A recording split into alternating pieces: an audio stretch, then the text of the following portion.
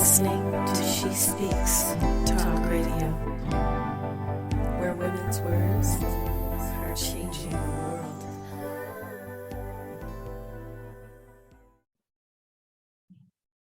Hi everyone, and welcome to the Small Steps to Wellness show with me, your host, Marvi Craig, where we discuss how we can achieve wellness in our lives, one small step at a time. Today, I'm joined by Geoffrey Montague-Smith. And now Geoffrey is a registered osteopath, and he's the founder of the Atman Clinic in Tunbridge Wells in Kent. He also sees patients from his London practice in the city. Now, Geoff practices integrated osteopathic medicine, combining many different complementary medical methods and naturopathic principles. He teaches internationally, and he's often invited to speak at international conferences. He has a special interest in bioenergetic medicine and the body-mind-spirit connection. I find this fascinating. Now, Geoffrey recommends Juice Plus to all of his patients as one of the foundational pillars of health. And in fact, that's how I know Geoff. And when I asked Geoff to come on this show, I said, okay, what do you think is really important to talk about? Actually, welcome to the show, Geoff. Maybe you should tell me what is important to you when it comes to how you practice. I said, pick one topic, Geoff, that you want to talk about, you think people should know about. Well, first of all, thank you for the invitation for us to speak together on your podcast. And I have to say, you're doing a great job, by the way, with what you're doing. I know it's a passion of yours to share information that is going to enhance people's lives, particularly as it relates to their wellness journey. And I think that's probably, when I started as an osteopath back in 1989, when I graduated, we had a very, I could say, orthodox framework for what osteopathic medicine was at that point. And it was very much Rackham and Crackham sort of structural osteopathy, where, you'd be handling pain, and, there's a very limited sense of the connection to the true spirit of osteopathy, which is how it started back in the late 1880s. Yeah. And at that point, they didn't have the drugs that we have today, and they didn't have the scientific knowledge. They really had the sense that the patient, when they presented with a condition, something had gone wrong at the structural level, at the level of blood flow and lymph, and at the level of signaling from the standpoint of, because they knew the anatomy and all of that, but they were working with the idea of a fully integrated and connected, you could say, interdimensional human being. And that was the birth of osteopathic medicine. So Dr. Andrew Taylor Still, who was a medical doctor, unfortunately, he lost 3 of his children to meningitis. And at that point, he questioned everything that he knew about medicine because he wasn't able to save them. And he went back to the anatomy books, and he went back to the physiology as they understood it back then. And he started to understand that if the body was not aligned correctly, if there was a lack of flow as it relates to the body fluids, if there was congestion, or you could say stagnation, that dis-ease would follow, and that the body wouldn't be able to perform as it's intended to. He also had a very keen understanding of, you could say, the more subtle energetic aspects of our living experience. He understood, he was a very religious man, so he spoke in spiritual terms. He used beautiful language. And he, as the father of our profession, taught a lot of great men and women along those principles. And they did some really, really great work. And the idea that, it's consciousness as well as what's going on at a physical level that influences our health and our well-being. We know that, if we get angry, if someone carves us up in the car and we get angry, we immediately have sweaty palms and an increasing heart rate because there's a physiological response to the emotion. Yeah. Our thoughts and our feelings and the scripts that we're running, imprinted or otherwise, sometimes our parents, they're well-meaning, our teachers, as well-meaning as they are, sometimes they don't serve us because they use language in a way that can be limiting rather than uplifting. Yeah. So we're carrying all of this stuff around with us. And I was completely unaware of all of those aspects when I first graduated. And I very quickly realized as a graduate osteopath, 2-3 years into practice, that my practice was limited by my lack of understanding about the nature of the full living experience. And that just doesn't relate to, you know, living experiences from the standpoint of life, but also we were not really trained in nutrition, and we had a very good understanding of physiology and systems medicine, because the school that I went to was essentially like studying medicine. We just didn't do the pharmacology and the biochemistry to the same degree as doctors, but otherwise we had a very similar kind of training. Yeah.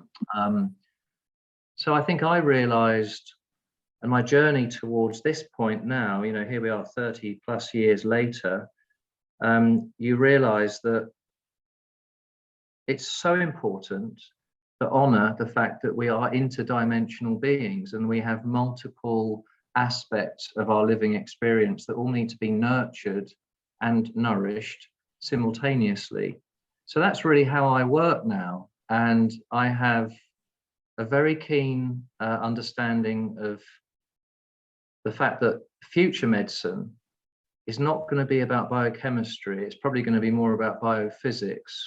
And that's why we work with resonance, and we work with the idea that, you know, the remedies that we give to people, whether they're homeopathic, herbal, nutritional, whether the remedy is an acupuncture needle into a specific point, or whether it's a tuning fork directed into a certain area of the energy field or onto a certain physical structure of the body, that it's more about physics rather than chemistry, and the two meet at a certain point. But you know, so I find this all very, very fascinating, and I you know, we're connected through an understanding that there's a gap in most people's diet, you know, the nutritional factors that really need to come in, and we can talk at length about what that actually means in terms of resonance when we take plant foods into the body, because that is a very, very essential part of the conversation. But we met each other through the idea of using a very high level and appropriate whole food supplement to bridge the gap between what, you know, most people eat each day and what they know they should eat to prevent disease processes and to have optimum health, and you could say the right level of energy, because you and I both know that most people are running around on a daily basis. If you say, how are you, you know, good to see you, how are you, and they'll say, oh, I'm fine. And then if you say, no, really, how are you, they'll say, I'm absolutely exhausted. Yeah. I'm dragging myself through the day. I've got this, that, and the other complaint, ailment, etc., etc. And, you know, I can't stay awake beyond 9 o'clock at night, you know, when I'm trying to watch a little bit of TV, when I do get a chance to unwind. And I'm going to say that we've accepted a suboptimal state as normal. Yeah. And most people are running around in a suboptimal state, but they've been convinced that that's normal. And I'm here to tell people that is abnormal. That's not, we shouldn't accept that. There are so many things you can do to change that, as you rightly know. It's interesting about that, Jeff, because I don't know if you've heard me speak at this webinar. I think you attended yesterday as well, where I said I didn't even realize that I wasn't at my optimal state. I just assumed it was normal to fall asleep on the sofa. I just assumed it was normal to have winter colds. I assumed it was normal to find it really hard to find a balanced weight that I could feel, where I could feel well in my own body. I just thought that was normal. So I didn't realize until I guess, and this is, I guess, also a bit of what osteopathy is all about, that I removed the obstacles from my body, that when I then started healing, that's when I realized, oh my goodness, I had all these things. I didn't even realize. Well, you know, that kind of goes back to what I was saying about Dr. Still, because he talked about the river of life and the fact that the body's a flow system. And he used language that was, I think, very illustrative of the fact that, you know, he would say famously, his quote is, you know, a free flow of healthy blood is death to germs. And, you know, that's just speaking to the fact that if we have the fluid body fully mobilized, and it's really interesting actually with COVID, because what we're doing when we look at blood under the microscope with people who've had COVID, either natural exposure or from a vaccinated influence of the spike protein, we see the blood get very sticky. The red blood cells start to, they clump together. And we think that's a process of oxidative stress at the cell membrane on the red blood cells. And of course, red blood cells are meant to go through the small capillary beds individually. Now, if they're all clumped together like stacks of tires, they can't get through the small capillary beds. So of course the lungs aren't going to work effectively. The blood supply to the very small capillary beds in the eyes and in the nasopharynx, that's why people will lose their smell and their taste, and their sense organs can become a bit dulled, and brain function, and all of that. So what we've realized is that yes, blood flow and lymphatic drainage is absolutely central. And when we do our osteopathy, of course, we are improving blood flow by moving the body and physically massaging it and releasing stuck joints.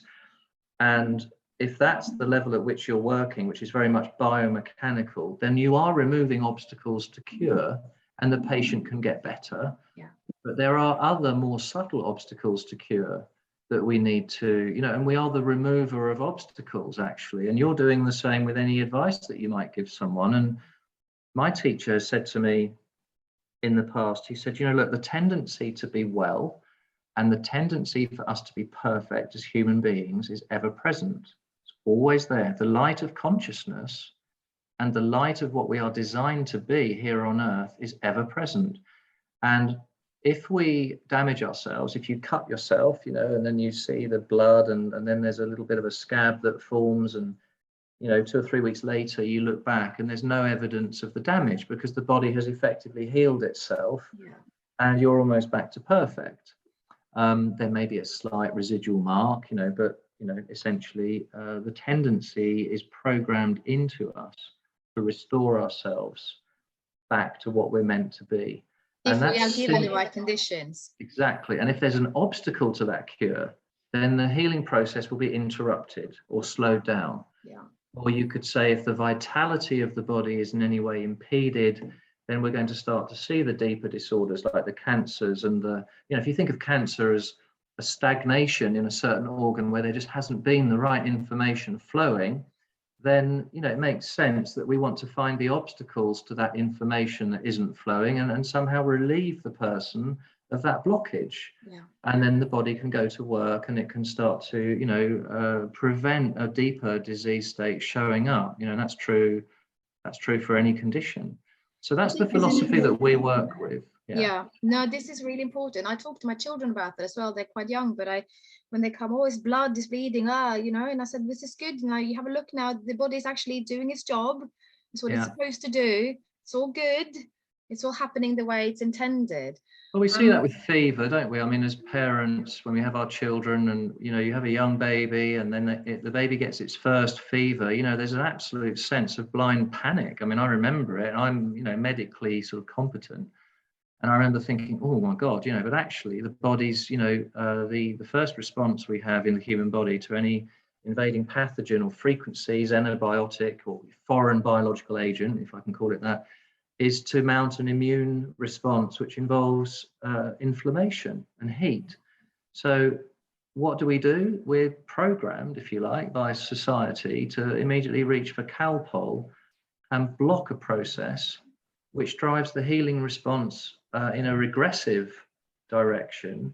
And then we end up causing, you could say, at worst, it's harm because you've stopped a natural process from running to its completion.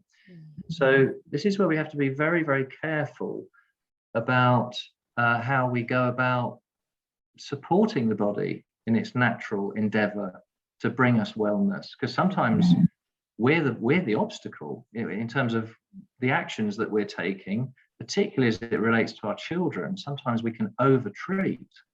And that's it's kind of maybe it's a symptom of the society of helicopter parents. I don't know. I mean, I find it really, really hard to let go.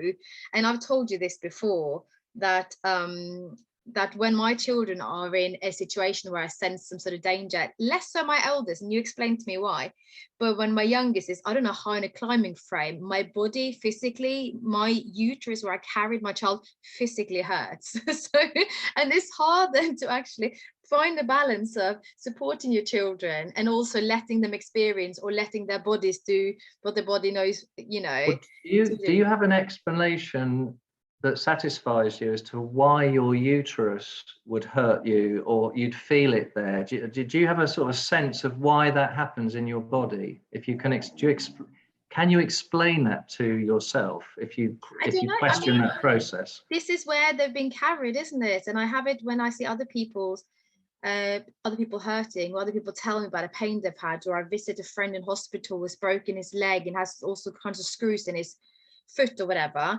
I hurt at the back of my thighs physically. It physically really hurts, and I thought for many years that everyone had this experience.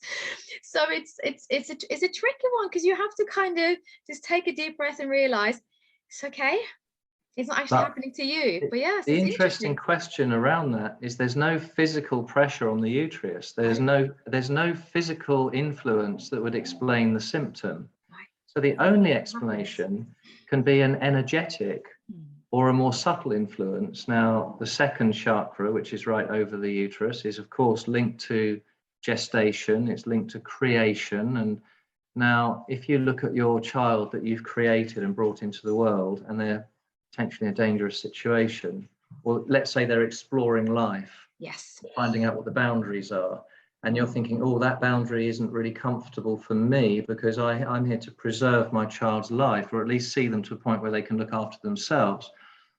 So for me, I would look at that and I'd say the aura, or the bioenergetic framework within which you operate, and the 7 chakra centers and the meridians and everything that is connected into that more subtle body, which is totally attuned to consciousness, is directly having an influence on you at the physical level. So we know that if somebody comes in with a symptom in the body, perhaps the first place we should look is in the aura, or in the chakra system, or in the meridians, because if there's a blockage there, they could have a physical problem which you will never ever get better by just looking at the physical level and treating the physical level, giving nutritional support or herbal medicines. You know, homeopathics are a little bit different because they reach into the bioenergetic framework.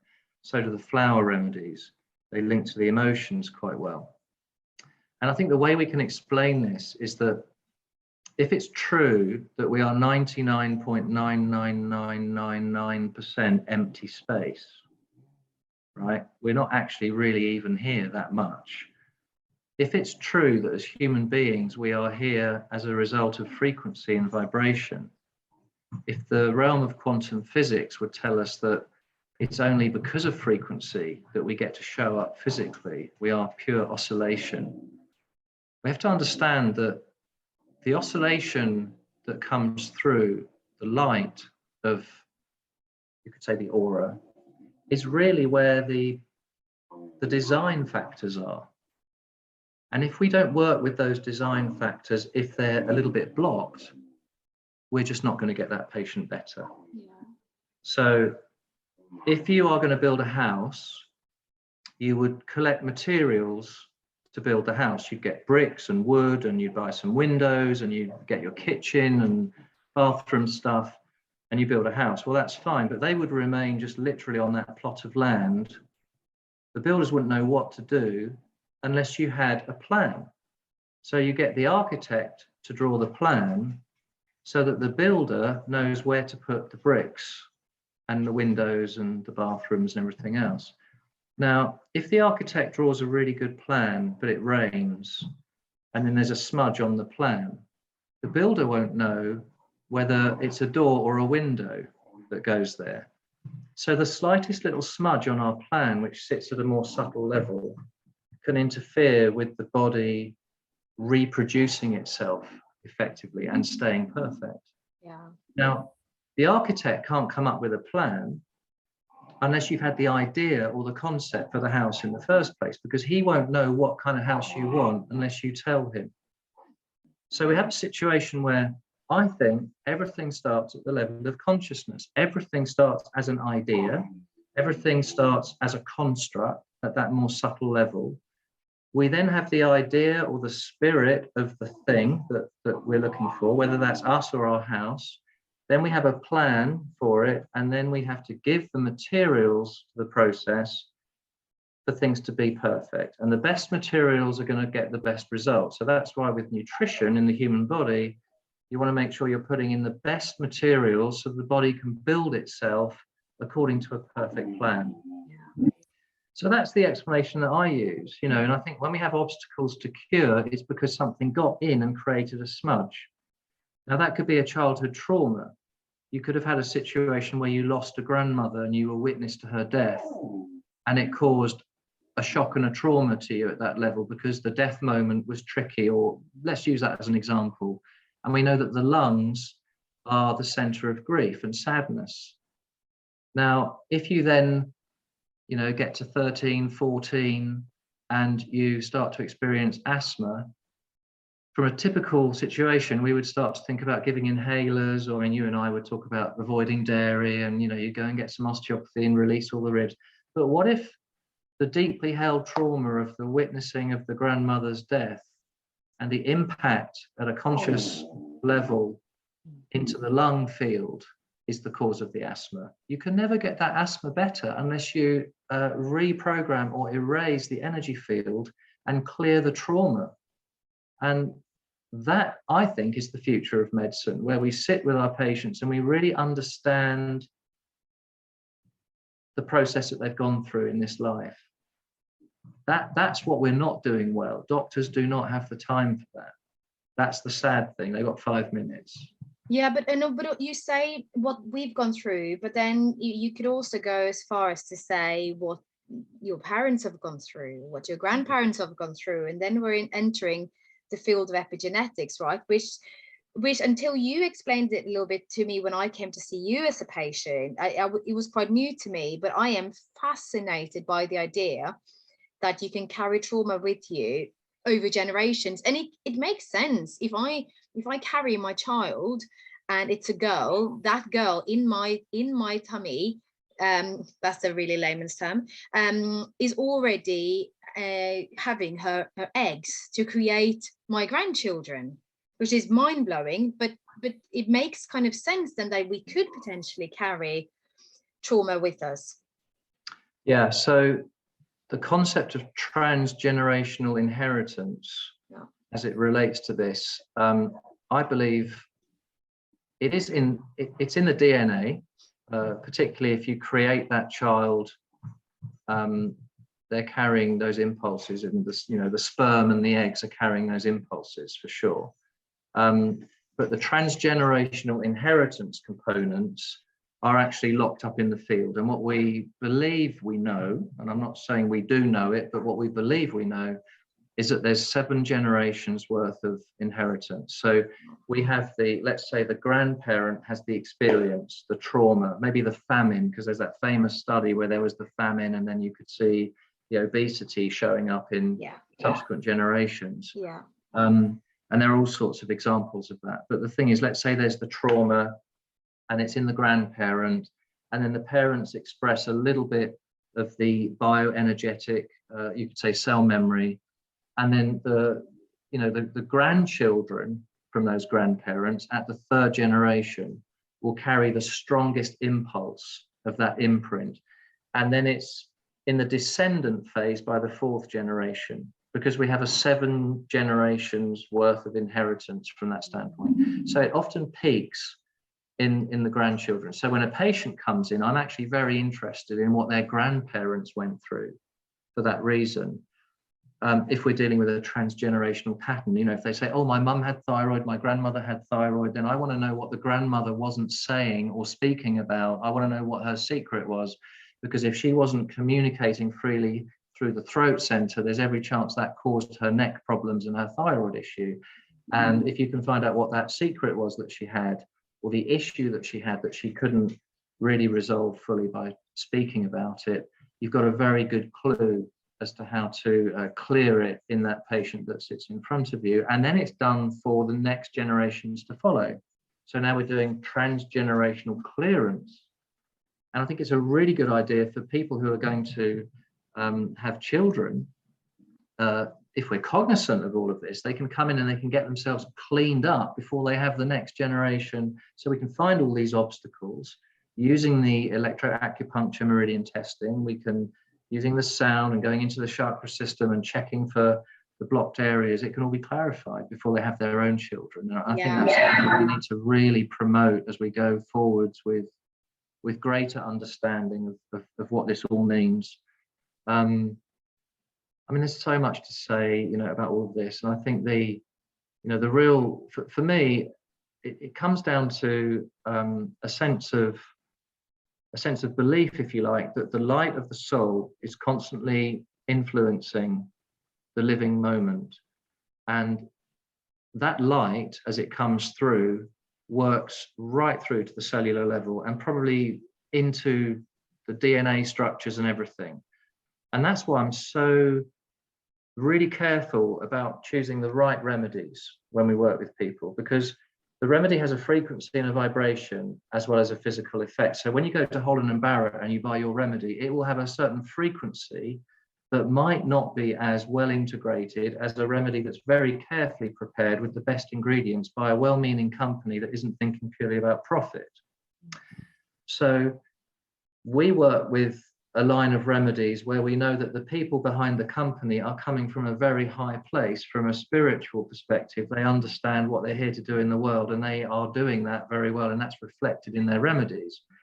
And you and I both work with a very carefully designed whole food product, which is essentially condensed light, because if you take the 30 different varieties of fruits, vegetables and berries that are contained within that product, if you grow them in the fields to the highest standards, and if the sunlight influences those plants, so you have literally condensed light in those plants, and then you harvest those plants when they're fully ripe, with all of the polyphenols and phytonutrients and everything that is fully mature within that plant, and you take the whole plant and you pulverize it into a juice, a very thick, rich pulp. You remove the cellulose bulk.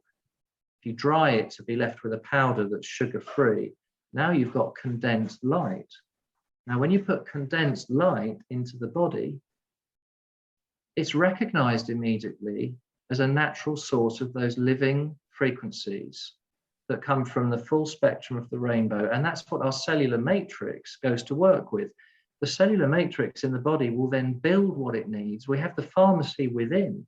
So if you put an amino acid or a certain amount of proteins, without getting too complicated, the building blocks that come in on our food will cause multiple chain reactions down these pathways of light and information.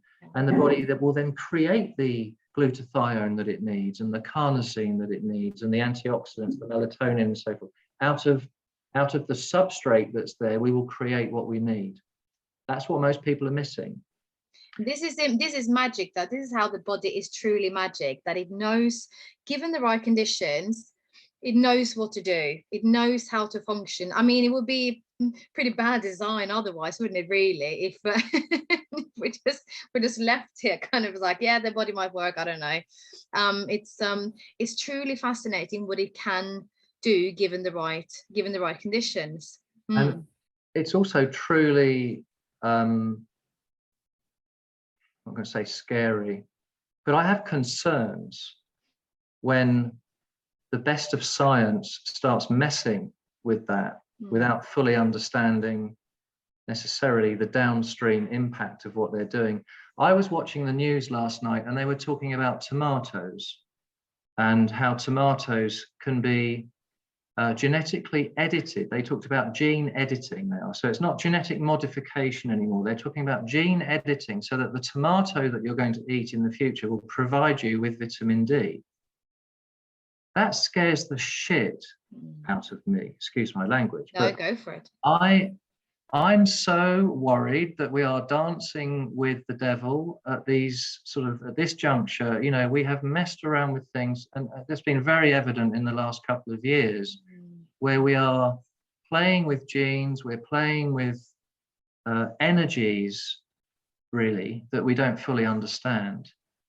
And that, I think, ultimately will turn around and bite us. Yeah. And so I think where possible, we should be making it very obvious to people that they almost have a responsibility to come into a certain understanding of how actually we should take every step possible to make it unnecessary for us to have to do that dance with those guys. Yeah. And that really starts with good prevention, because an ounce of prevention is worth a pound of cure. Are you inside my head now? This is exactly what I was going to say to you. Yeah. But this is what it is, isn't it? Yeah. That we prevent things from happening in the first place. Yeah.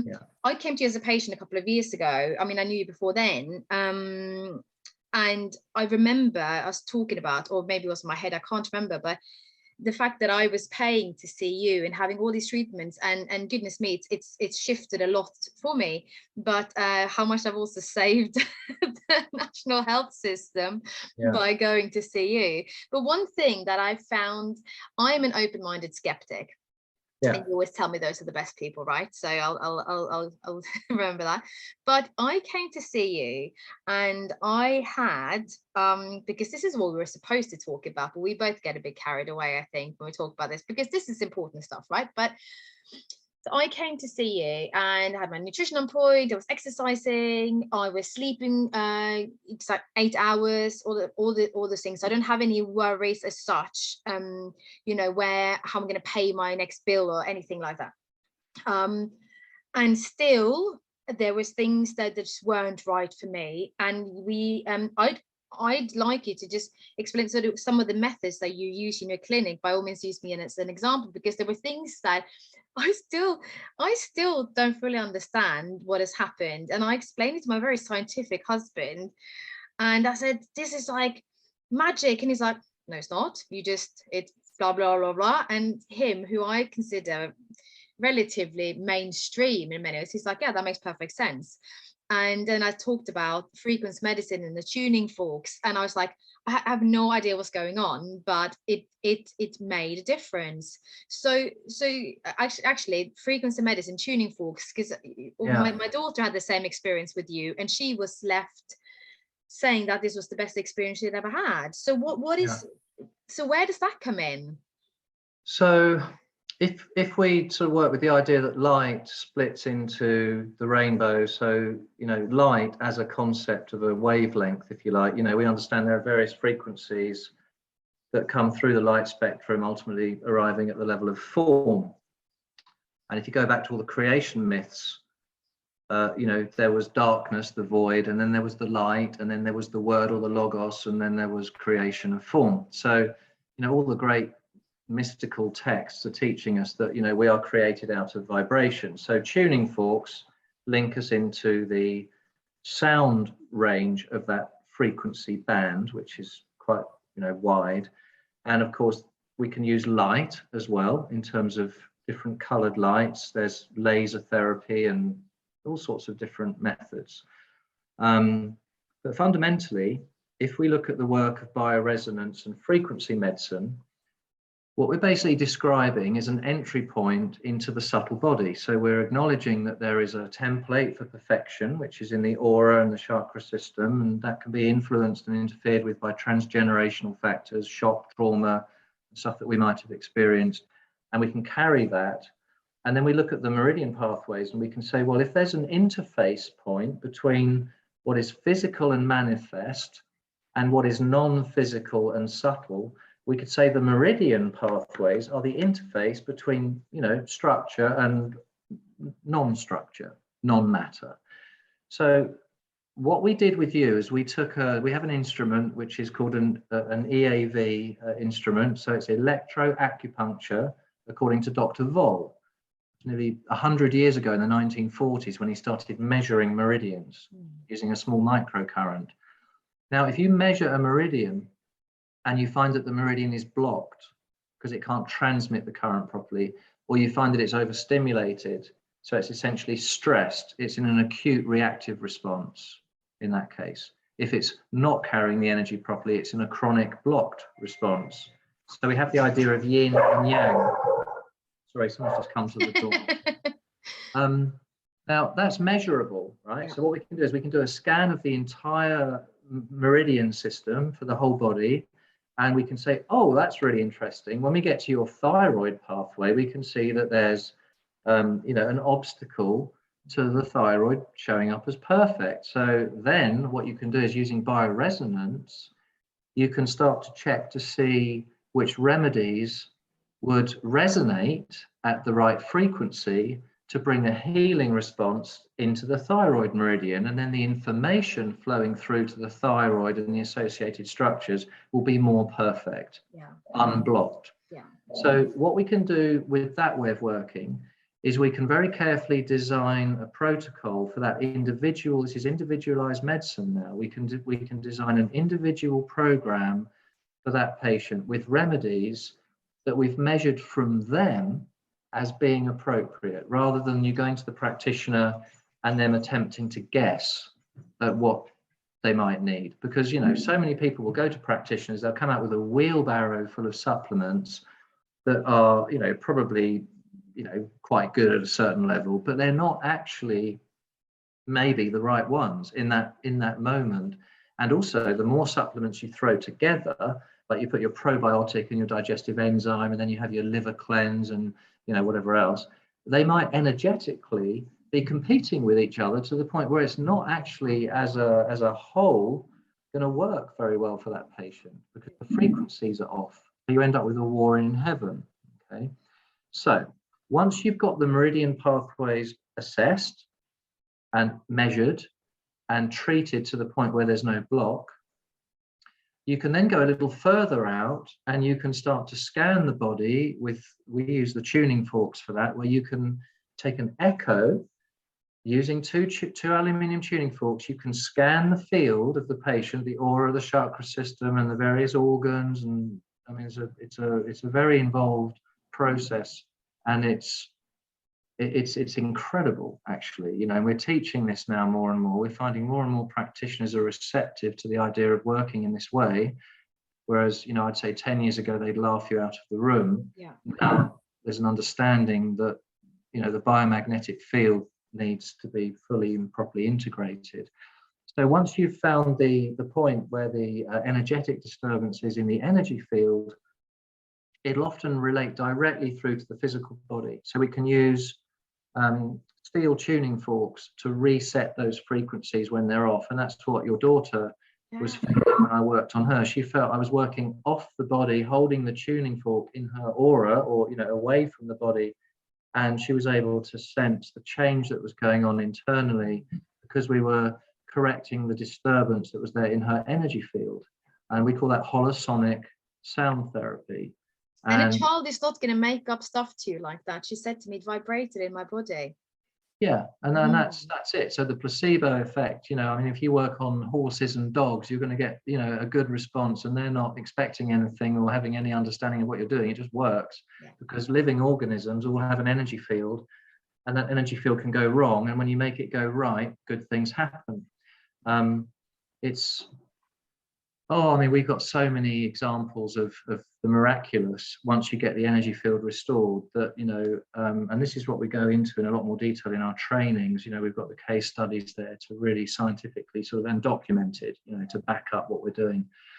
Can I stop you for a second? Because you said placebo effect. Yeah. So this is basically us thinking that something is happening so we feel better. But isn't that kind of mocking the body's ability to kind of feel, I feel positive about something, so I'm going to start? No, it's actually, for me, the placebo effect is an essential part of medicine. Yes, but I mean, so that it actually, it's a real thing. It's not like we just think. Actually, no, it's a real thing. But completely a real thing. Yes, yeah. But it's like, so we almost like we have a choice. We have a choice to think, I believe that this is going to help me, so I'm going to allow it to help me. Whereas if I'd come to see you and I'd sat there and be like, yeah, do your worst. You know, you have to also be receptive, right? No, I actually prefer it when they come and go, this shit ain't gonna work. Because when it works, you've shifted them. Yeah. So you don't need the patient to be on, and I'll be clear about this. A lot of the husbands come because the wives have sent them, and they're really a bit like this. And it's like, this is not for me, sort of thing. And I always smile and I say, look, you know, listen, I get it. I'm a man as well, and I get how closed down you are, and that's fine. But just be an open-minded skeptic, and let's see what happens, and understand that there's potential here that you may not, as at this point, fully understand. And, you know, by the time you kind of romance them a little bit, you know, it's fine. But the thing is, the placebo effect I mean, in a way, medicine will often mock the placebo effect, where doctors will often say, "Oh, This that is what I homeopathic mean. medicine, Yeah, exactly. homeopathy, it's all placebo." Yeah. Now, they don't understand medicine at that point and how the body works, because if consciousness and the way you think and feel at an intellectual level or at an emotional level or even at a spiritual level, if the influence of your spiritual beliefs, your intellectual kind of understanding and your emotional processing can directly influence the body, if they're calling that the placebo effect, then that is part of medicine. Yes. Because if someone goes away feeling better because of the appointment that they just had, then you've shifted them at the level of consciousness, which will bring a change at the cellular level, which is supportive. So that's what we should get from our doctors as well. They shouldn't come in and kind of undermine us because they don't want to have anything to do with a placebo. They should make us feel better for just touching the hem of their garment at a certain level. So I think I know what you mean, and I know that it's kind of ridiculed at a certain level, but it is an essential part of the healing process. Yeah, and I think that's exactly what I was not very eloquently trying to say, that actually calling something placebo in a mocking way is undermining the body's ability or the mind's ability to take a positive experience and turn it into something. I was listening and why do you think modern medicine would take that stance if it isn't for the money and you know? Yeah, I guess it's hard to I mean, you can't make much money off of the mind choosing to get better. You can't. It's maybe also hard to find solid evidence that said I did this and so this happened. So there is a lot of I think there's quite a lot of evidence to show that the placebo effect is really good in medicine, and I think pharmaceutical science doesn't want you to know that because they want you to just keep popping the pills. But I guess the same thing is also, if you ask the question, is food medicine? I was listening to a podcast with Dr. Chatterjee and Dr. Rupi Orjala the other day, where they were discussing this very topic, is food medicine, and they were saying, if I remember correctly, yes, it is. But what is also medicine? If medicine is just what your doctor prescribes you, then that's a very narrow way of looking at what medicine is. But actually, if you look at a good conversation like we're having now, that's medicine. Fresh air, like I'm getting through my window, that's medicine. Good night's sleep is medicine. And so if you expand your view on what medicine actually is, this is where the placebo actually then, as I said, is being ridiculed, but actually it is part of medicine. Yeah, I'm about to take the dog for a walk in the sunshine in the woods, and that's probably the best medicine you can get. So you're 100% right. And I think we just have to kind of work away, and we have to sort of understand. And you know, I've never been too bothered about what other people think about me and what they'll call me and stuff, because a lot of my colleagues have. I mean, I've had it all, going to conferences. Oh, you know, here he comes with his tuning forks. Are you still playing music to your patients, Jeff? And all of this. And I just, you know, I smile quietly because I know in my heart that we are approaching a point where it will become very clear that the power of light, the power of color, the power of sound, and the power of, you could say, energy medicines, whether they're, you know, diluted homeopathics, and, you know, we can get into the science of that around the fourth state of water and the equilibrium zone and all. I mean, we can, you know, go off on one just on water science. It's incredible. It's an incredibly interesting element, and it goes right back to what we started with, which is the fluid body carries all information, and that's what the early protagonists of osteopathy understood, that we are a flow system of information.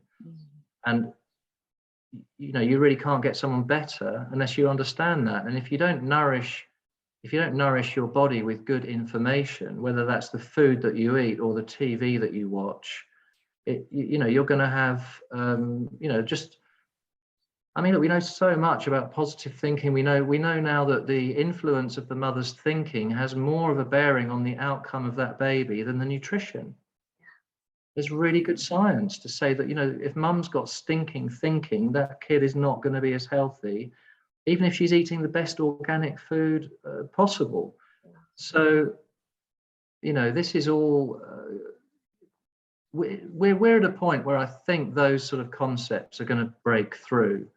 And I think people are already starting to vote with their feet as it relates to the choices that they're making from a health perspective. Yeah. But what we still witness is people are afraid to make the investment like you did and like I have done with the foundational kind of supportive products that we might choose to use and going for help when we need it.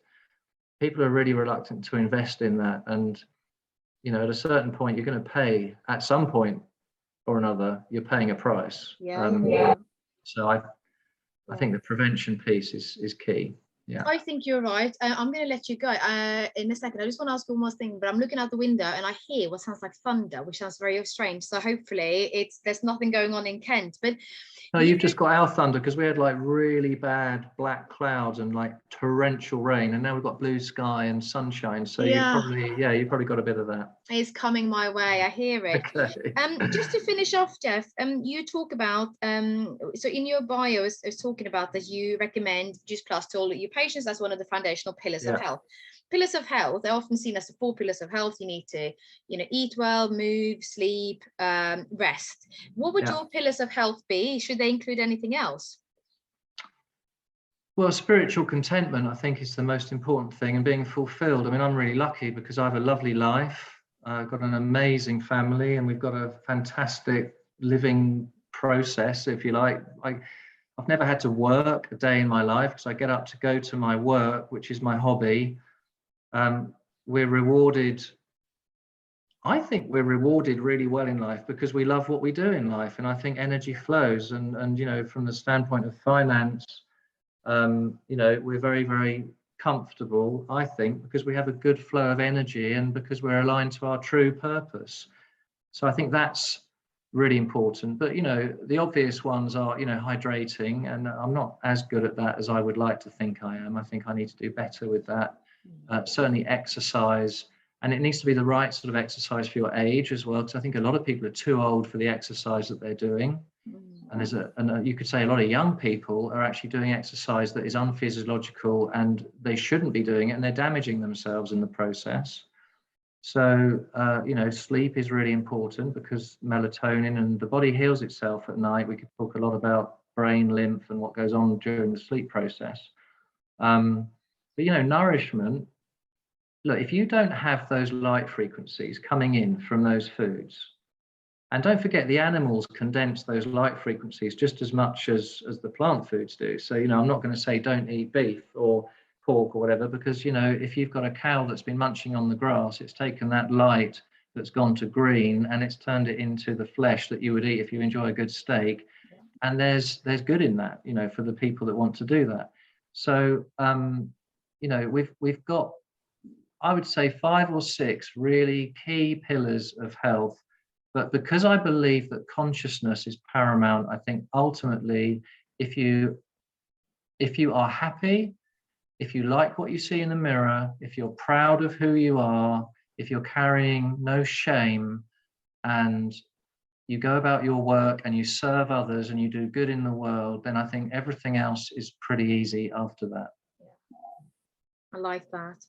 On that note, the thunder has arrived, and so has the rain. All right, Maury, well, that's been fun. Thank you so much for taking the time to talk to me, and go and find Hugging, go for your walk.